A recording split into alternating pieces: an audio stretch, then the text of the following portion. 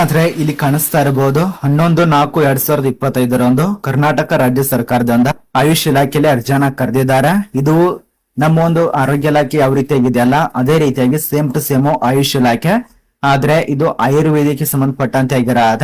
ಇಲ್ಲಿ ನೋಡಿ ಸ್ನೇಹಿತರೆ, ಮಹಿಳೆಯರು ಪುರುಷರು ಇಬ್ರು ಅರ್ಜಿಯನ್ನ ಸಲ್ಲಿಸಬಹುದು. ಆದ್ರೆ ಇದಕ್ಕೆ ಸಂದೇಶನ್ ಮೂಲಕ ಅದನಂತರ ಮೆರಿಟ್ ಪಟ್ಟಿ ತಯಾರು ಮಾಡಿಕೊಂಡು ಕೊನೆಯಲ್ಲಿ ಡಾಕ್ಯುಮೆಂಟ್ಸ್ ಪರಿಶೀಲನೆ ನಡೆಸಿ ಅಷ್ಟೇ ಆಯ್ಕೆ ಮಾಡ್ತಾರೆ. ಮತ್ತೆ ಇದು ಕರ್ನಾಟಕ ಸರ್ಕಾರಿ ನೌಕರಿಗಿರತ್ತೆ. ಇದೊಂದು ಖುಷಿಯ ವಿಚಾರ. ಇಲ್ಲಿ ಯಾವುದೇ ಪರೀಕ್ಷೆ ಇರೋದಿಲ್ಲ. ತುಂಬಾ ಜನ ಕೇಳ್ತಾ ಇರ್ತಾರ, ಸರ್ ಪರೀಕ್ಷೆ ಇಲ್ಲದೆ ಹುದ್ದೆಗಳು ಯಾವ್ದಾದ್ರು ಇದ್ರೆ ತಿಳಿಸಿ ಅಂತ ಹೇಳಿ. ಈಗ ಪರೀಕ್ಷೆ ಇಲ್ಲದ ಪೋಸ್ಟ್ಗಳಾಗಿರತ್ತೆ, ಇದ್ರ ಬಗ್ಗೆ ತಿಳಿಸ್ಕೊಡ್ತಾ ಇರೋದು. ಅರ್ಜಿ ಸಲ್ಲಿಸೋದಕ್ಕೆ ಕೊನೆಯ ದಿನಾಂಕ ನೋಡಿ 17/5/2025 ಅವರೇ ಬರೆದಿದ್ದಾರೆ. 17/5/2025 ಕೊನೆಯ ದಿನಾಂಕ ಆಗಿರತ್ತೆ. ಎಲ್ಲ ಒಂದು ವಿಷಯಗಳನ್ನ ತಿಳಿದುಕೊಂಡು ವಿದ್ಯಾರ್ಥಿಗಳು ನೋಟಿಸ್ ದಲ್ಲಿರುವಂತಹ ಮಾಹಿತಿ ಪಡ್ಕೊಂಡು ನಾವು ಹೇಳುವಂತ ಮಾಹಿತಿ ತಿಳ್ಕೊಂಡು ಈ ಒಂದು ವೆಬ್ಸೈಟ್ ಇದೆಯಲ್ಲ, ಈ ಒಂದು ವೆಬ್ಸೈಟ್ ದಲ್ಲಿ ಸಂಜೆ 5 ಗಂಟೆವರೆಗೆ ಮಾತ್ರ ಅವಕಾಶ ಇರತ್ತೆ ಅಪ್ಲೈ ಮಾಡೋದಕ್ಕೆ.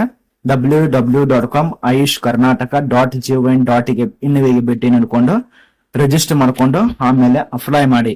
ಇದ್ರ ಬಗ್ಗೆ ತಿಳಿಸ್ಕೊಡ್ತಾನೆ. ಪೋಸ್ಟ್ ಹೆಸರು ಏನು ಎಂತ ಅಂತ ಒಂದೊಂದಾಗಿ. ಕೆಲವು ಜನ ಗೊತ್ತಿರೋದಿಲ್ಲ, ಸಬ್ಜೆಕ್ಟ್ ಆಗ್ಬಹುದು, ನಂಬರ್ ಆಗ್ಬಹುದು, ನಿಮ್ಮ ಒಂದು ಕ್ವಾಲಿಫಿಕೇಶನ್, ಎಷ್ಟು ವಯೋಮಿತಿ, ಏನು ಎಂತ ಅಂತ ಪ್ರತಿಯೊಂದು ಮಾಹಿತಿ ಇರತ್ತೆ. ವಿಡಿಯೋ ಕೊನೆತನಕ ನೋಡಿ. ಮತ್ತೆ ಈ ಒಂದು ಪ್ರಶಾಂತ್ ಅಕಾಡೆಮಿ ಚಾನಲ್ ಅನ್ನ ನೋಡಿ, ಈ ಒಂದು ಪ್ರಶಾಂತ್ ಅಕಾಡೆಮಿ ಚಾನಲ್ ಅನ್ನ ಯಾರು ಸಬ್ಸ್ಕ್ರೈಬ್ ಮಾಡಿಲ್ಲ ಸಬ್ಸ್ಕ್ರೈಬ್ ಮಾಡ್ಕೊಳ್ಳಿ. ನೋಡಿ, ಇದಕ್ಕೆ ಸಂಬಂಧಪಟ್ಟಂತೆ ನವೆಂಬರ್ ತಿಂಗಳಲ್ಲಿ ಒಂದು ನೋಟಿಸ್ ಆಗಿತ್ತು, ಅದರ ಬಳಿಕ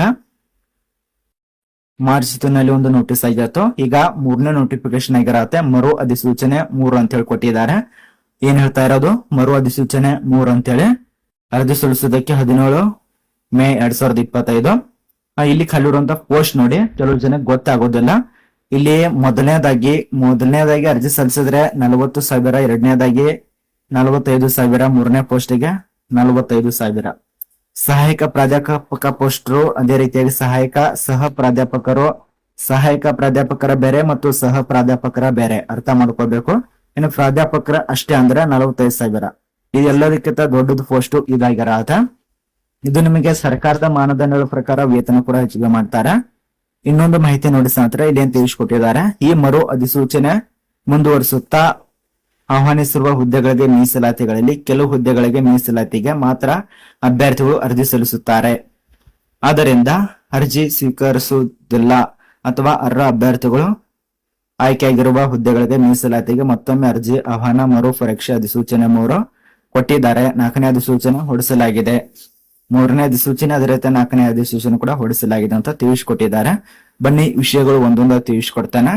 ಇಲ್ಲಿ ಹಲವಾರು ವಿಷಯ ಕೊಟ್ಟಿದ್ದಾರೆ. ರಚನಾ, ಅದ ನಂತರ ಸೆರೆನೆ, ಈ ಹಲವಾರು ಇದಾವೆ. ಅದಕ್ಕೆ ಸಂಬಂಧಪಟ್ಟಂತೆ ರಿಜಿಸ್ಟರ್ ಮಾಡ್ಕೊಂಡು ಅಪ್ಲೈ ಮಾಡಿ. ಇನ್ನು ವಯೋಮಿತಿಗೆ ಬರ್ಬೇಕಂದ್ರೆ 18 ವರ್ಷದಿಂದ ನಿಮ್ಗೆ 45 ಇರತ್ತೆ. ಇದು ವೇತನ ಸೇನೆಗೆ ಸಂಬಂಧಪಟ್ಟಂತೆ ಆಗಿಲ್ಲ. 18ರಿಂದ 45, 35, 40, 45, 50 ಈ ರೀತಿಯಾಗಿ. ಅದರ ಬಳಿಕ ವಯೋಮಿತಿ ಸಡಿಲಿಕ್ಕೆ ಕೂಡ ಇರತ್ತೆ. SC/ST ಪ್ರವರ್ಗ 5 ವರ್ಷ. PA ಅಭ್ಯರ್ಥಿಗೆ ಮಾತ್ರ 3 ವರ್ಷ ಇರತ್ತೆ. ಉಳಿದಂತ ಅಭ್ಯರ್ಥಿಗಳು ಅರ್ಜಿ ಸಲ್ಲಿಸೋದಕ್ಕೆ ಅವಕಾಶ ಇಲ್ಲ.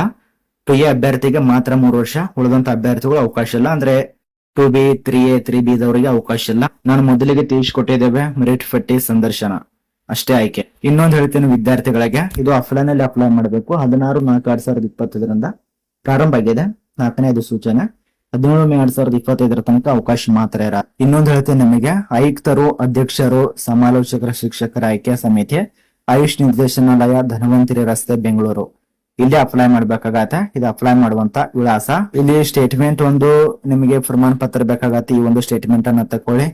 Name of the application, apply, ಅದಕ್ಕೆ ಸಂಬಂಧಪಟ್ಟಂತೆ ರಿಜಿಸ್ಟರ್ ಸಂಖ್ಯೆ, ಡಿಗ್ರಿ ಅದನ್ನೆಲ್ಲ ಕೊಟ್ಟಿದ್ದಾರೆ. ಅದನ್ನ ನೋಡ್ಕೊಂಡು ಅಪ್ಲೈ ಮಾಡ್ಬೇಕು. ನೀವು ವಿದ್ಯಾರ್ಹತೆ ಎಷ್ಟಾಗಿರ್ಬೇಕು. ಅರ್ಹ ಅಭ್ಯರ್ಥಿಗಳು BU MS ಅಥವಾ BA MS ಪದವಿ ಪಾಸ್ ಆಗಿರ್ಬೇಕು.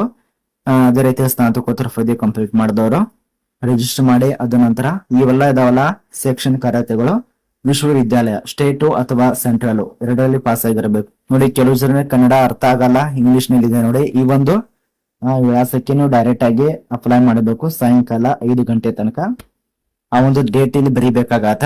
ಇಲ್ಲಿ ವಿದ್ಯಾಲಯ ಸಂಬಂಧಪಟ್ಟಂತೆ ಅನುಬಂಧ ಕೊಟ್ಟಿದ್ದಾರೆ. ಬಿಂದುಗಳು, ಮೀಸಲಾತಿ ವಿವರಗಳು, ಯಾರ್ಯಾರಿಗೆ ಮೀಸಲಾತಿ ಇರತ್ತ ಅಂತ ಹೇಳಿ. ರಚನಾ, ಸೆರೇರಿ, ಅದೇ ರೀತಿಯಾಗಿ 1 ಪರಿಶಿಷ್ಟ ಜಾತಿಯವರಿಗೆ ಇರತ್ತೆ. ಉಳಿಕೆ ಮೂಲ ರಂಧ್ರದಲ್ಲಿ ಕಲ್ಯಾಣ ಕರ್ನಾಟಕಕ್ಕೆ ಸಂಬಂಧಪಟ್ಟಂತೆ ಪರಿಶಿಷ್ಟ ಜಾತಿಯವರಿಗೆ ಇರತ್ತೆ. ರಾಜ್ಯ ಮಟ್ಟದ ಸ್ಥಳೀಯ ವೃಂದಕ್ಕೆ ಸಂಬಂಧಪಟ್ಟಂತೆ ಪೋಸ್ಟ್ ಇಲ್ಲ. ಸಾಮಾನ್ಯ ಅಭ್ಯರ್ಥಿಗಳಿಗೆ, ಪರಿಶಿಷ್ಟ ಪಂಗಡದವರಿಗೆ ಫೆಬ್ರವರಿ 1ಕ್ಕೆ ಸೇರಿದವರಿಗೆ ಫೆಬ್ರವರಿ 2 ಸಂಬಂಧಪಟ್ಟಂತೆ ಅದೆಲ್ಲ ಒಂದು ಮಹಿಳೆಯರಿಗೆ ಅವಕಾಶ ಇರತ್ತೆ. ಈ ಮೀಸಲಾತಿ ಇರುವಂತ ಮಾಹಿತಿ ಕೊಟ್ಟಿದ್ದಾರೆ, ಅದನ್ನ ಸ್ವಲ್ಪ ಗಮನಿಸಿ. ಟೋಟಲ್ ನಿಮ್ಗೆ ಎಷ್ಟು ಪೋಸ್ಟ್ ಖಾಲಿ ಇದಾವ ಅಂದ್ರೆ 27 ಪೋಸ್ಟಿಗೆ ಅರ್ಜಿ ಕರೆದಿರುವಂತದ್ದು.